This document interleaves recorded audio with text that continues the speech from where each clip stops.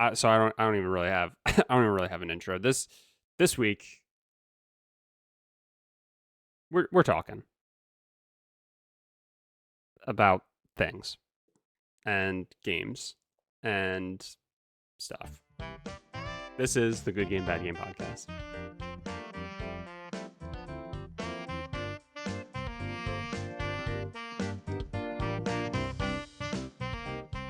Hello, everybody, and welcome back to the Good Game Bad Game podcast. Welcome to a slow news week. I'm your host, Spencer, and with me is a man who I need to explain to me the Luka trade in gaming terms. It's my co-host, Mike. Mike, take it away.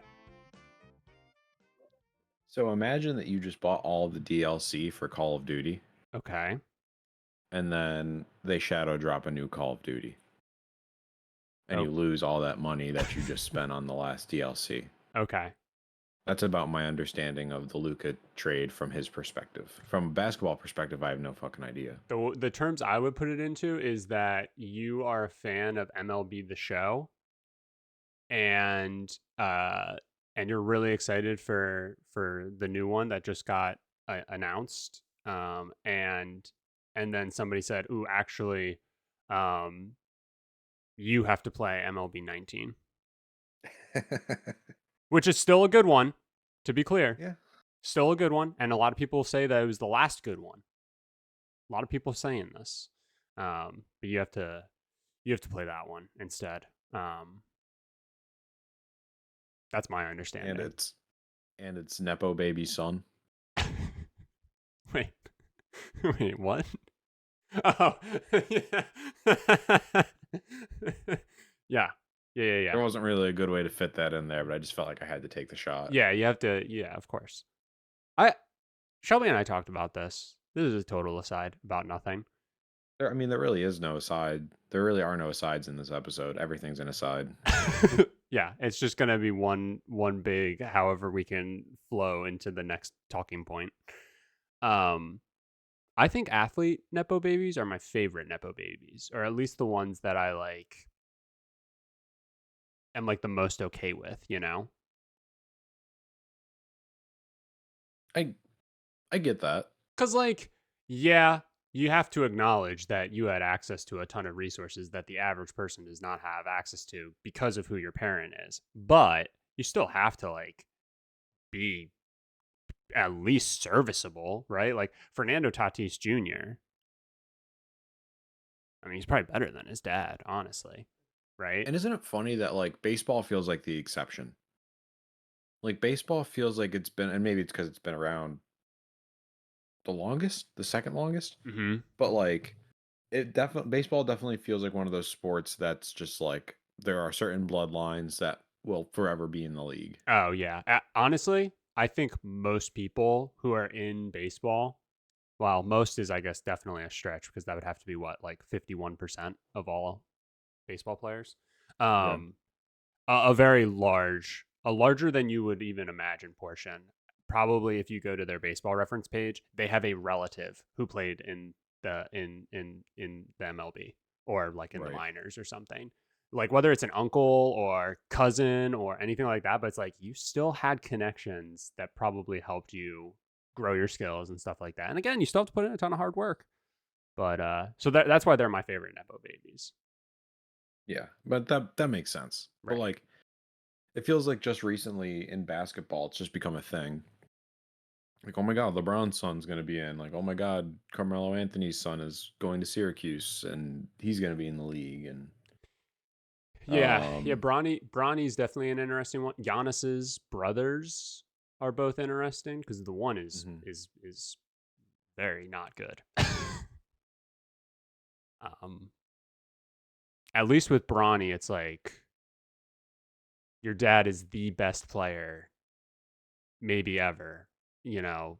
So hopefully you have something in your blood that can be worked with. yeah, Or at least your teacher is like the best player, one of the best players ever. Anyway, what games have you been playing? I have only been playing Spider-Man. Oh, you're still working on like cleaning up and everything? Not anymore. Oh, Oh, I got the platinum on that on Sunday. I don't know, sometime this last weekend. Wow. Yeah. Oh my god. Wow. It's my first platinum in a while. I was gonna say that has to be.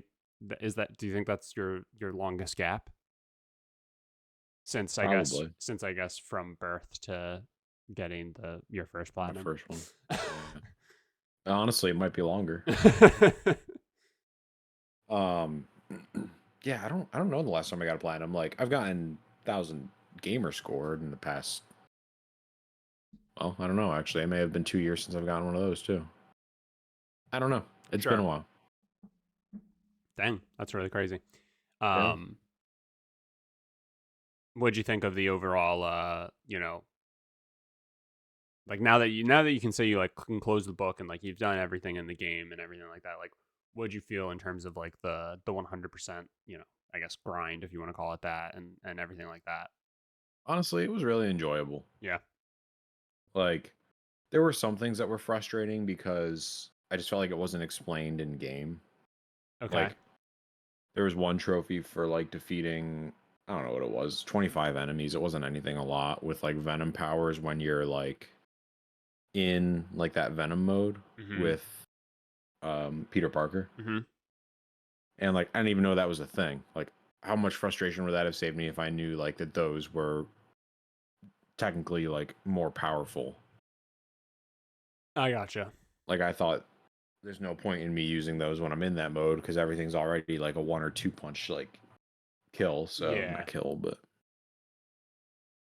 I don't know. So that was a little frustrating, but no, I mean the whole like just getting things done. I think my last couple trophies were um just like defeating X amount of enemies with those powers. Okay. Like the spider arms, that was one. So I was just going around um doing like live events to try to get those. Another thing that I don't feel like was explained very well was that you can change those abilities after you get the venom powers. Yeah. I didn't know you could do that. I didn't feel like that was explained anywhere, so I just like had venom powers the entire game. Which like fine, they were better, but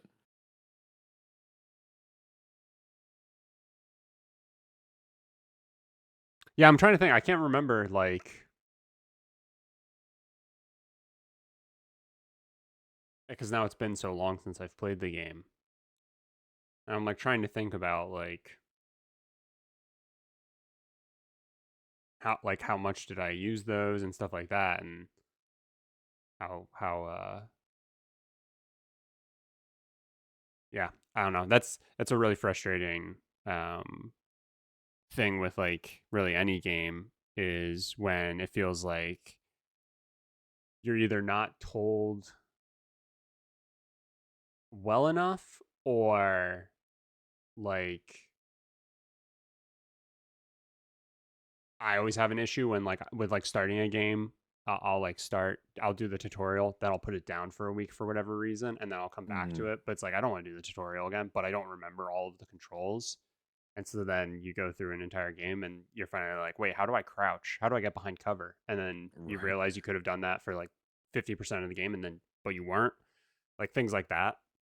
Um, so yeah, I'm trying to think like if I felt like I was using those a lot or not. I just can't remember. That's always frustrating when you like realize that there was something at your disposal like for however long in a game and like you just weren't aware of it for whatever reason. Yeah. I think so this is kind of topical. Um I have a frustration with the current gen. And I don't know if you want me to talk about it now or if you want to tell me about what you played and then we can talk about it after. No, go for it. Okay. Consoles have become PCs Mm-hmm. and it's annoying. Okay. So I played the entirety of Spider-Man. Like I didn't even go in the settings at all. I just played it. Sure. Um and then when I was going through and like getting all the suits to get that trophy, when you get like the I don't know what it's called, like the noir suit, Okay. like the do you know which one I'm talking about? It. Is that one like is it like it not cell shaded, but does it do like a weird It unlocks like a setting that you get like it's like a hand drawn setting. I don't know Yeah. why they do it. It's awful. It's nauseating. Yeah.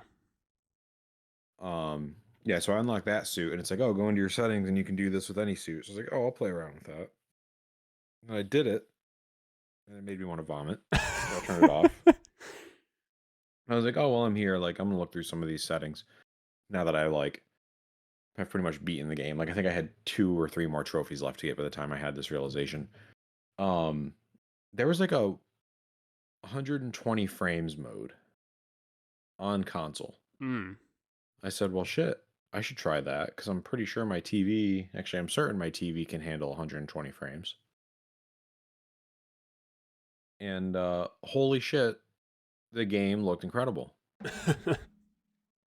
I like, so it was on, I forget what it's called, but it was like the graphics mode, like where it's 30 frames Hmm. and then just the graphics are better. So I changed that to performance and then put that 120 frames mode on. Hmm. Oh my god, I've never played a game that's looked like that in my life. There was like no tearing, like no stuttering at all, like when I was like moving the camera. It Hmm. looked so fluid. And I'm like, this pisses me off. Like I would have played the whole game like this. Yeah. And it's just like I understand there's so much disparity in TVs now and like what they can handle and all that. But But aren't TVs and these consoles smart enough to like relay, you would think, right? right? Like HDMI basically works like USB. Like there is a data transfer part to an HDMI cable, especially HDMI 2.0, which the consoles ship with, or 2.1. It Right. might be 2.1. Um, like they can pretty much conversate back and forth. So why can't like my TV say, "Hey, this is what I can handle," and my console be like, "Hey, this is what you should have your settings to for your TV." Right. Yeah, that feels like something that should be a thing. But also admittedly I'm very stupid when it comes to a lot of the more technical um like capabilities and stuff like that. So, you know, it's the whole thing where it's like, well, making a video game seems like it'd be really easy. It's like, well, Hmm. I don't know shit about anything, so not I can't say that. Like this one feature seems like a no brainer, but I don't know all the like different switches you have to flip for that. So, but yeah, that is really frustrating, and it's funny because it's funny that you like say that like, and I'm assuming you're what you're the point you're getting at is how like much like with PC and like how you need to like go in and like tweak all of the different settings and stuff. Like that's starting to bleed over into console. Whereas like the whole appeal of console is that's supposed to be I boot it up and it good, you know, right? Yeah. It's really funny that you And say that. Sorry, go ahead. no, no, no. Go ahead. Well, you know, shout out real quick to friend of the show Austin, who streams. He's been playing Cyberpunk and like just the other day I was watching him and he must have spent like I don't know, like 30 minutes, maybe more. I don't know, or maybe that's too much, but he spent a lot of time in the settings, like trying to tweak everything to get it. And then he would like go out and he would walk a little bit. And he'd be like, no, it's still not right. And then he'd go back in and tweak all these settings and stuff like that. And I'm just like, I, I get that you can get it to a point where it looks 10 out of 10. It's the most beautiful thing you've ever seen. And I envy it in some ways, and in other ways, I'm so happy to just not even bother. Oh like, yeah. like, but also I get it. Like some people, you know, have such a drive for that, or if you have the capability to do that, like, yeah, absolutely, go for it. It's like, I you know, feel like that's got to be a hobby in itself. Like the same way that people are into like cars and stuff. Like I just yeah, want to get into a car and drive it. Yep. Like, and then there are people who are like, "Oh, this feels off," and then they'll go and like make the change to their car. Yeah. Like, not even like uh like an issue off, just like it's not driving how I want it to, Right. and then go and make a change. Like, that's great, but like that's a whole like that's your hobby, that's your life outside of work, and I'm not doing that. Yeah.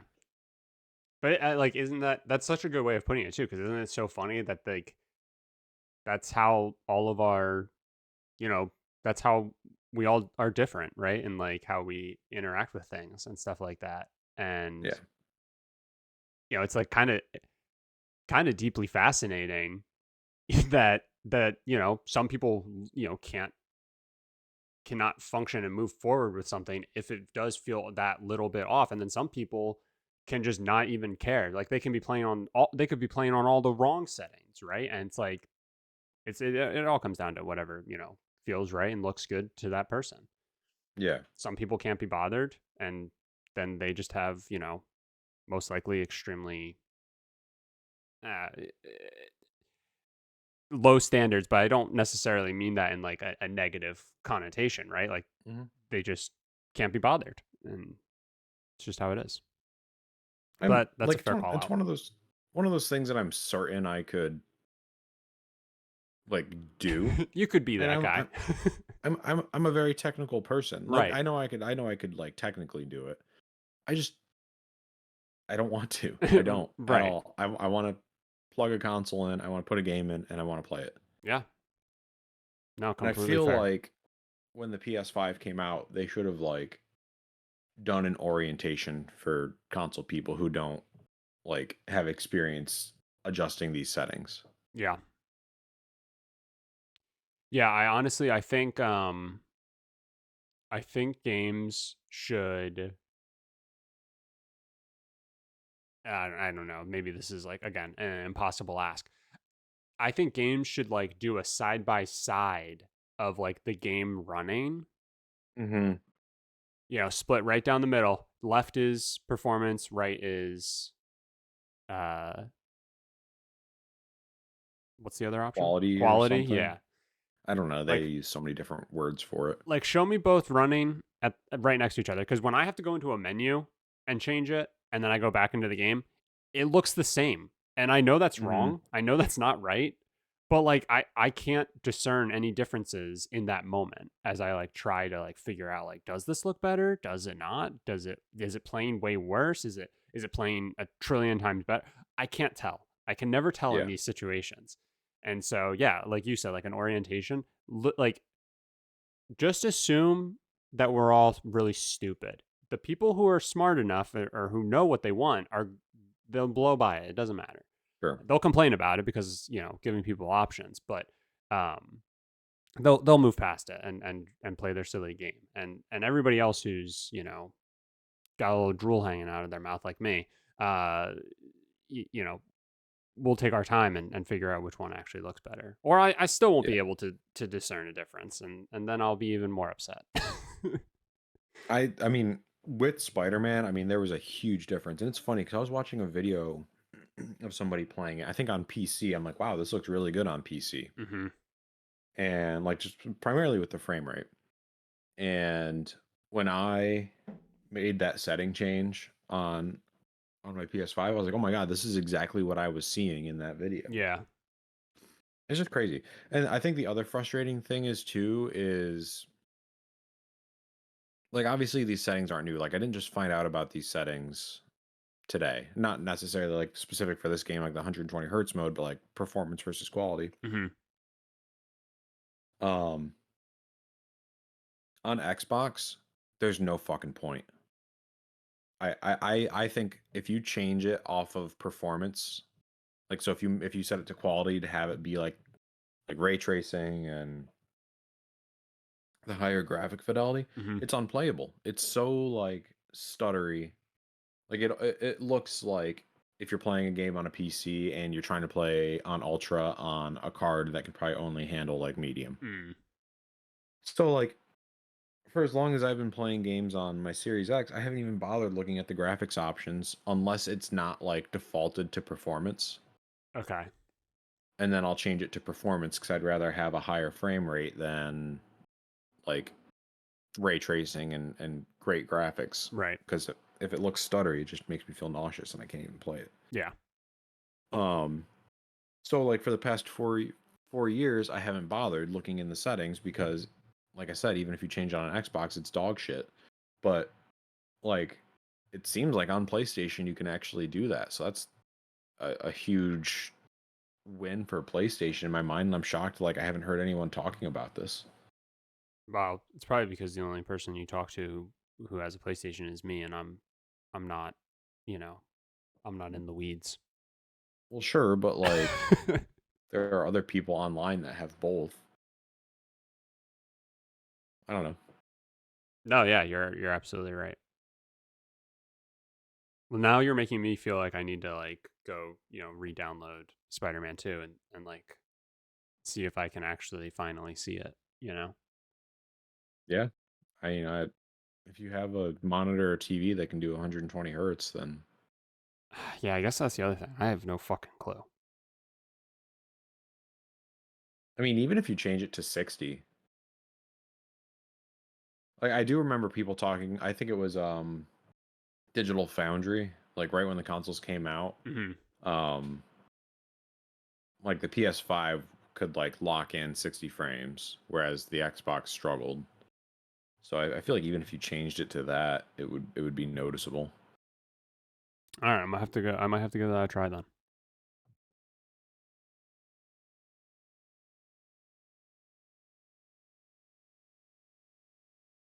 Um, Spider-Man 2 though, that was all you played? Yeah, yeah. That was. I feel like you asked that question last episode. Yeah, yeah, probably. Um, well, Shelby and I, we uh we finished up A Link to the Past. So Nice, we're ready to keep moving on, keep trucking through our Zelda playthrough. very Um, nice. and I don't know if I told you, but we ended up having to play A Link to the Past on the Super Nintendo Mini because my cartridge for the SNES like wouldn't maintain save states. Yes, I think you did. I think you did Um, mention that. okay, so yeah, so we were playing on the Super Nintendo Mini, but um, we were very particular not to use save states like you can with like Switch Online and stuff like that, right? Like Mm, we were making sure not to use save states. We're only using the capabilities of the game itself, right? Um, and we got through it and everything, but uh, the whole idea of us playing these games together is that we're both supposed to play it, and for the last few dungeons of the game, like I was kind of carrying, and not a brag, to be clear. But it was just kind of like one of those things where it's like, okay, we have to get through this, and Shelby was just not doing it. She was just not made for the moment. So we like get to the end, and I'm at the door where we believe where I think we're about to go fight Ganon, and I was like, okay, here's what we're gonna do, and I created a save state, and I was like, you're going to beat Ganon. So I'm gonna create the save state right now. But if I die right now, I'm not going to use that save state. Like mm, I'm gonna get back here, for real and everything. Turns out it wasn't Ganon, and then it was like a precursor fight, and then you get to a spot where literally you just drop down a hole and you're fighting Ganon, and if you die, you're just right back at the top of that hole, so kind of a better spot. Um, so we ended up creating a new save state for her later on, but it was really funny because it took me probably, I don't know, 7 tries, so anywhere between 5 to 10 tries to beat Ganon. And the entire time I'm just like, you're gonna beat Ganon on your first try because you're seeing all of the like ways to do it. And I was like, and it's gonna make me a little bit mad, like just a little bit mad that that you're gonna do it so effortlessly, and it feels like I'm hitting my head against a wall. She didn't beat it first try, but she did beat it within like the first five, which was still very funny. Hmm. But yeah, that game was really good, and we're really excited to keep playing through them. Yeah. So what's the next one? So, oh yeah, so this is also really fun that we get to do this whole like janky setup. So the next one is technically uh Link's Awakening. Hmm.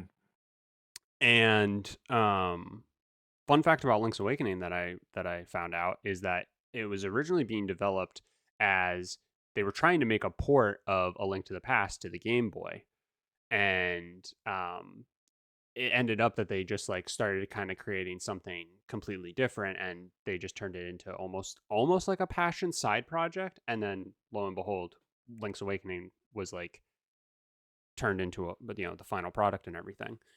Um, so Link's Awakening came out on the Game Boy, and then when the Game Boy Color came out, they re-released Link's Awakening, and it's like Link's Awakening DX to take advantage of the color aspects of the Game Boy Color. And so I have the Super Game Boy cartridge for the SNES that allows you to play Game Boy and Game Boy Color games. And um, a fun fact about that is that it turns Game Boy Color games just into Game Boy games. So like they just become monochrome, Interesting. which yeah is really interesting, and kind of funny because it had us like tripping, because for the stream settings and everything we're putting like we're putting like the next Link sprite at the bottom of the screen. So like now moving forward, it'll be both A Link to the Past and Link's Awakening links next to each other at the bottom. And then once we go to, I think next is either Ocarina or Majora's Mask. I know it's the Nintendo 64. Like then we'll put that like Link sprite, right? And so on and so forth. I guess once it's in 3D, it's not a sprite anymore. It's probably called something else. Regardless. Um, and Shelby was like trying to find a picture of it, and she was like, "All of these are in color." Like she's like, "Link's Awakening, all of these are in color." I was like, "They shouldn't be," because I had it plugged in and on the screen in the SNES, and then I pulled it out and put it in my SP, and it was all in color. I was like, "What the hell is happening?" And then I realized that it is literally just Super Game Boy, so it just converts everything and runs them as a Game Boy would. I just found that very interesting. Can you put a Game Boy Color cartridge into a Game Boy? You can. Does it turn on and play? I don't know, but you can definitely pop it in. I I feel like you'd probably have to like physically modify it because didn't the original Game Boy have like when you slid the power button over it like kind of locked the cartridge in place with that little cutout? Oh, maybe. And the Game Boy Color didn't have that. I don't know. I guess I've never really played a game on a original Game Boy. Hmm. I also don't have an original Game Boy. I only have a Game Boy. Best I have is a Game Boy Pocket. I'm trying to. We used to have it, the original Game Boy. I don't know whatever happened to it. I'm sure we traded it in for a pack of gum 20 from cents. GameStop. Anyway, long story long. Uh, finish Zelda. We're gonna keep trucking forward, and A Link to the Past was a lot of fun. Kind of like the right amount of challenging, at least for somebody like me. Um, and I'm really excited to play Link's Awakening and then just keep moving forward. I did Have you it. ever played Ocarina of Time? I haven't played any Zelda games. Wow. I know, kind of a shame. Kind of the reason for doing this whole big show. But did you play Tears of the Kingdom? Like, did you play the new ones? No, I Oh, I start okay. I started Tears of the Kingdom is the newest one, right? I started what was the first one on Switch? I think that was it Breath of the Wild? Was Breath that the of the first Wild. one? Yeah. Okay. Yes, thank you. I had started that That's it. Yeah, that's about as far as I got too. I think I started it twice too, to be honest with you. Like I did the tower, the first tower or whatever, and then I was like, okay, cool, and then I put it down and just like never went back to it. And then I was I'm like, glad I'm not the only one. and then I was like, no, I'm going to play it. Started over, did it all again. Probably got through like the first oh god, what I don't even what the hell are they called? Temple or whatever. Hmm. Got through like the first one of those, and then put it down and just was like, I can't get into it. I don't know. But Yeah, I yeah, I don't find the newer 3D Zelda games particularly fun. I frankly like, and I don't know, not trying to throw shade on like the audience because obviously it's a really like beloved game. I just don't get how anyone can like it. It's so like bland. Like the art style's so bland. The gameplay sucks. It's hard as all hell. Like they don't give you any guidance. yeah, I don't think they're good games, but that's a hot take, I guess. that is a very hot take, and uh, I will circle back to this in approximately 2 years to let you know my feelings. I'm sure you're gonna love it. I mean, it feels like Tears of the Kingdom and Breath of the Wild feels it just seems like games you're gonna love. Yeah, yeah, But I they just they feel like I should, but they never grabbed me enough. So yeah, it just feels to me like they took like I don't know, like they moved away from like the jovial kind of art style. Like it just feels like they're trying too hard to compete with like Soulsborne games. yeah, yeah, I hear you. Well, like all the other ones, like Ocarina of Time, Majora's Mask, Wind Waker. Honestly, Wind Waker may have been the last 3D Zelda game that I said, yeah, this game is awesome. Twilight Because then, like, Princess. what I think Twilight Princess was one that came out after that, right? And Yep, that's like when it started to get too complicated. gotcha. Okay. Yeah, I mean, like I said, I'll let you know. I'll let you know my thoughts as we get through them. But I'm a big planner. I like to really like plan things out, and so because we're doing this as like a part of the stream and everything like that, I just looked up like the rough estimate of how long to beat for all of these games, and we normally stream anywhere from like 3 to 4 hours at a time with these. Mm. So yeah, I tried to extrapolate out like how many streams it'll take for us roughly to do each game, and I think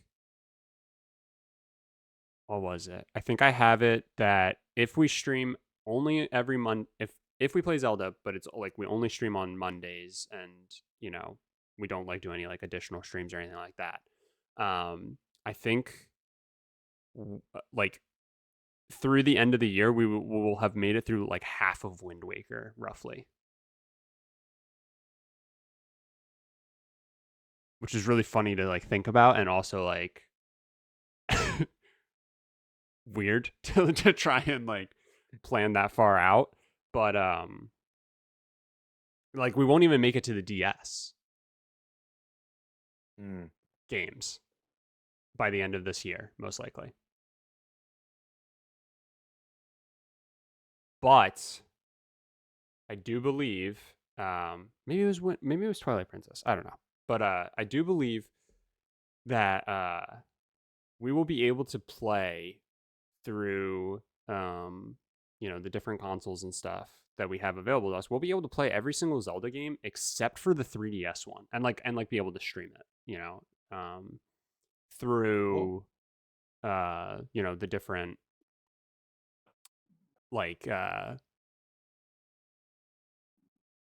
my god, I can't think of words right now. But like the Super Game Boy and like the Game Boy Advance player for the GameCube, yeah. right? And then like for the DS ones, we'll be able to play those on the Wii U, right? And we'll be able to utilize that.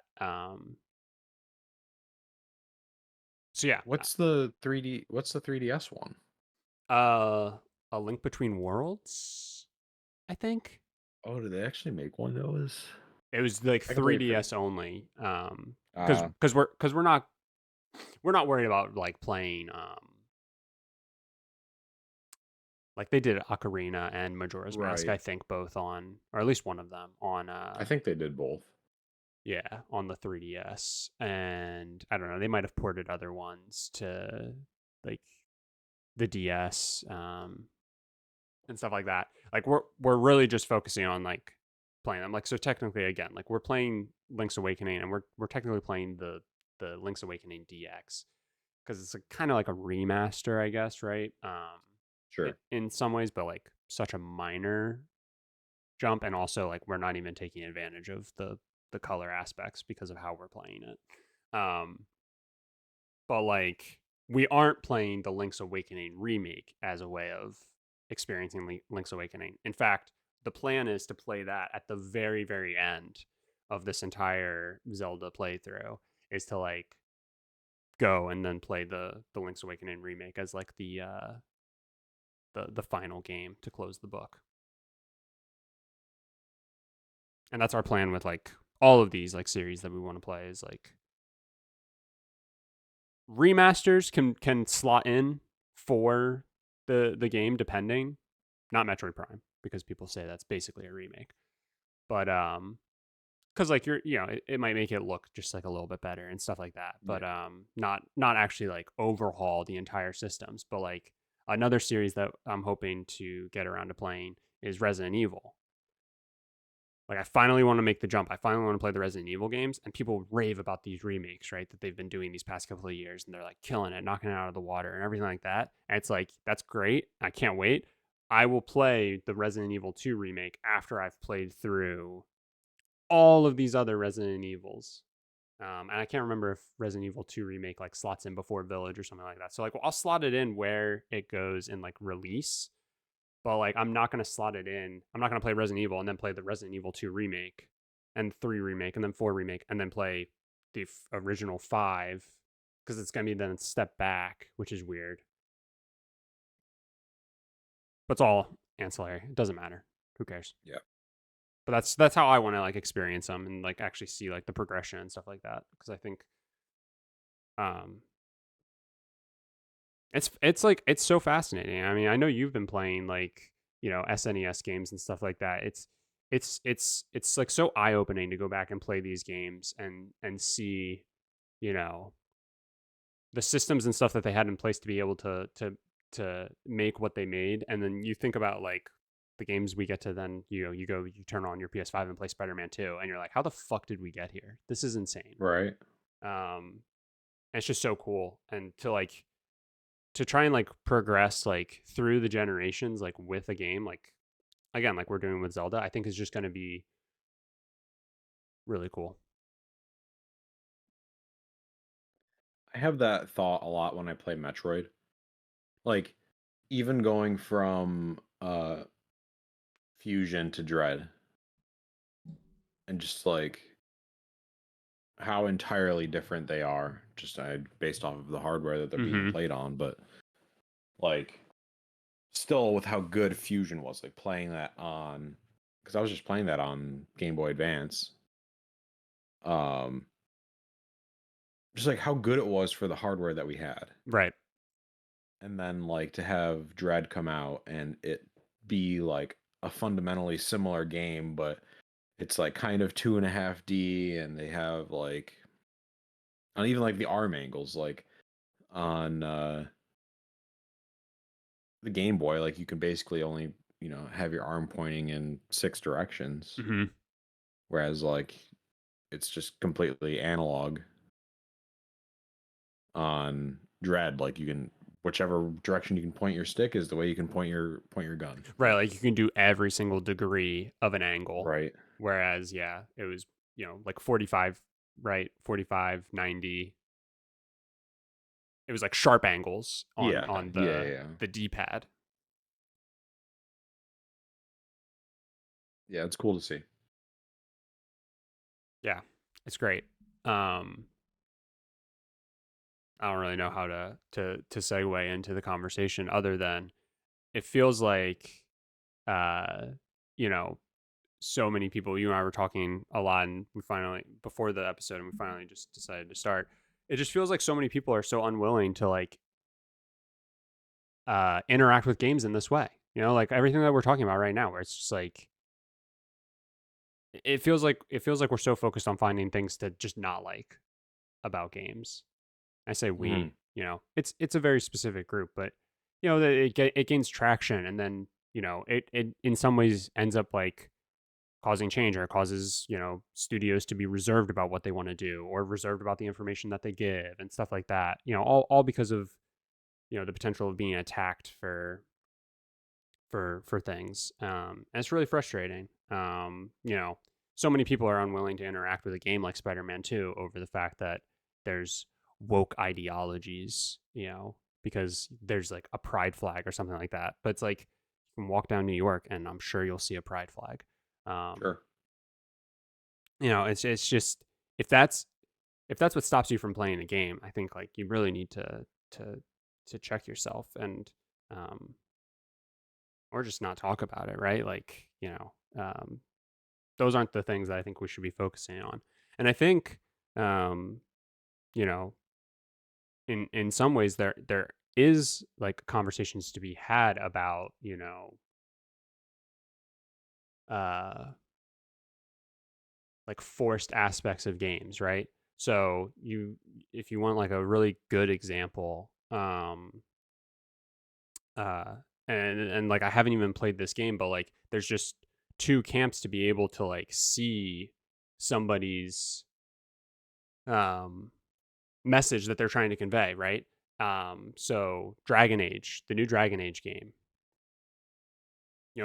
people up in arms about a RPG that takes place in a fictional world and is fantastical and all these other things, right? You had people up in arms because I can't remember if they had pronouns or if they had a trans character, or what the exact thing was. And so you had people who were just up in arms about it just for existing. And then you had people who actually interacted with the media and were like, "Oh, they definitely could have done a better job," right? And so it's like if we're going to criticize these things, let's make sure we're criticizing it for the right reasons. Let's not just criticize it for the existence. Let's criticize, you know, for doing a faulty job. I don't want there to be representation just for the sake of there to be representation, right? Like I don't want them to just lazily, put stuff in. Um, which I think is like another thing to, somewhat be careful about, using that as like a criticism in and of itself. But Well, and you're trying to have good representation for different types of people, and as much as I don't think you should like cater to the people you're like are going to struggle with the message, like that's not where I'm going with this. Like I don't think you want to get those people to say like, "Oh, they're trying to shove it down my throat." right, And like I think if you have like a couple instances in a game, like that's not a bad thing, but if you have like I don't know. I don't really know how I want to phrase this, so I'm just not going to. it's difficult, right? Because I Yeah. think the I main mean I also am not the person who should be talking about it 100%. or trying to give a recommendation. I agree completely. Um, I think I think one of the biggest issues is that for so long, well, I think like societal norms play into a lot of things, right? And so the societal norm is for straight, white, male, right? And like you just go down the line of like a checklist and stuff like that. So then when you have a game where, you brought up Spider-Man 2 earlier, where the character was like, you saved somebody, you took them to the ambulance, person was like, "Thank you so much for saving my life." And then as you're walking away, they're like, "By the way, my boyfriend's your biggest fan," right? And it's like, well, that felt a little strange. And it's like, well, it probably feels like an extra layer of strange because it's like we've never had that interaction like injected before, right? And so Mhm. suddenly we get this like feeling in our heads that it's like, well, they're just forcing that or something, right? And it's like, well, no, but like gay people exist, right? Like, Yeah. and so if that person doesn't say, my boyfriend's your biggest fan, you're not gonna know that they're gay. And I guess with a random NPC, it doesn't matter. But like, that those types of things, like the more we add these things, the more we like get them in games and stuff like that, and different medias and stuff like that, the more we make them a normal, and then we don't get so caught off guard by these things, and we don't feel like they were forced in and stuff like that. And anyway, I hate the current the current landscape again of just like trying to find things to like hate about, you know, things. And it's not new by any means. I feel like we've talked about this in the past where it's like the more representation, the more times you have to play these different stories and like different experiences, like a character's race, a character's gender, a character's, you go down a whole line of things. Like these things are important to a lot of different stories. The straight white guy has been done a trillion times, and will continue to be done a trillion more, right? Hmm. But like getting these other stories is important, and if you choose to interact with them in good faith and everything like that, you will get something out of it. And if you're not willing to, then just don't. Like that's it. At the end of the day, there's still again a million other experiences for you to make sure that you feel represented. Um, Historically, these other groups are just historically not represented. So yeah, the more it crops up now in an effort to swing the pendulum the other way a little bit, you get these reactions of like, well, now it feels forced. And it's like, well, again, the norm has been forced for the entire time. Right. I think kind of the bad thing that we've set ourselves up in, and just you look at the general demographic of like what your stereotypical gamer was for the past 40 years. And then of Sure. course like the hero is like the, you know, big strong white guy or, whatever. Um I think the thing that people can't disassociate from is like seeing themselves in the character. Hmm. And I mean very specifically for that demographic. Right. Like Because I have they've bad always been news, that you're not character. Spider-Man. Right. Or Right. you're not I don't know, you're not Ellie from The Last of Us. Like, does it really would your life have would your perspective on the game have changed if she were straight? Like, would you have been able to relate with her more even though you're a man playing this game? Right. I don't know. Play the game for the story, not to be the hero. I guess. I don't know. No, that's a really good point. And I think it's funny that you say that. Like, you know, when every turn your representation is right there in front of you, and so you've always been represented, right? Like I get that like suddenly it feels like, I don't know, I guess you're being attacked, but it's just like I don't get how people aren't able to like see that. It's like you do realize that any woman who has wanted to play video games for like how long, if they wanted to play a game where they were represented, they would have a very small or a much smaller, right, list of games. And it's just so funny because I don't think like I don't think a lot of people even think this way, right? Like I think a lot of people do just actually like interact with games, you know, again in good faith and to just like to have that experience.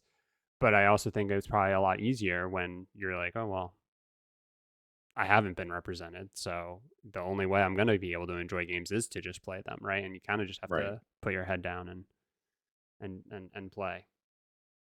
But yeah,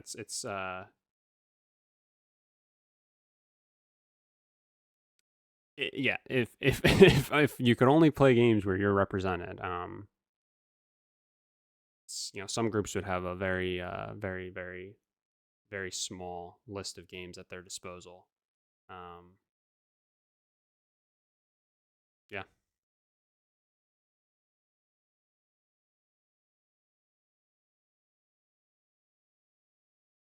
And this all originated from uh, Daniel Vavra. Yeah, Daniel Vavra of Warhorse Games, the team behind Kingdom Come Deliverance 2, kind of just being a baby about some of the reviews. And it just kind of spun into this whole other thing for us to talk about. Um,